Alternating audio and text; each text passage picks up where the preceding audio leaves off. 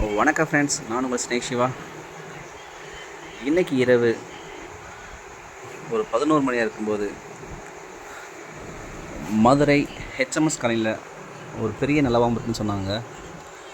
So நான் ரொம்ப பார்த்ததுலேயே இது ரொம்ப பெருசாகவே இருந்துச்சு. ஸோ வீட்டோட சின்ன சந்துக்குள்ளே பாருங்கள், அதை இடத்த ஒரு ஆக்குபை பண்ணியிருக்குது. ஸோ அதை நான் ரொம்ப நேரம் சிரமப்பட்டு தான் எடுத்தேன். அதோட ஆக்ரோஷம் பார்த்திங்கன்னா ரொம்ப பயங்கரமாக இருந்துச்சு.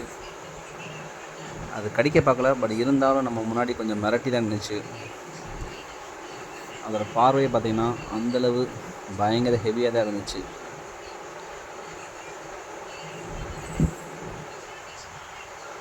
மதுரைக்குள்ளே இவ்வளோ பெரிய நிலவாம்பு இருக்குதுன்னா எனக்கே கொஞ்சம் ஆச்சரியமாக தான் இருந்துச்சு.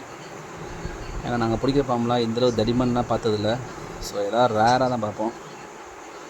ஸோ அந்த பாம்பு பார்த்திங்கன்னா இன்னும் நல்லா தடிமனாகவே நல்லா மிரட்டி தான் இருந்துச்சு.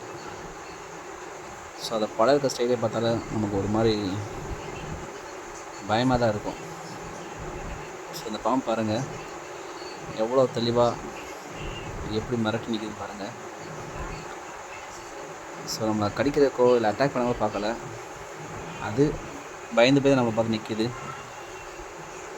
ஸோ பாருங்கள், இந்த பாம்பு எப்படியும் ஒரு 4 அடி 5 அடி இருக்கும். இது மதுரை ஹெச்எம்எஸ் காலனியில் எப்படிப்பட்ட பாம்பு. ஸோ இந்த மாதிரி பாம்புகளை பார்த்தீங்கன்னா நீங்கள் தயவுசெய்து அடிக்காமல் என்னோடய நம்பருக்கு கால் பண்ணுங்கள்.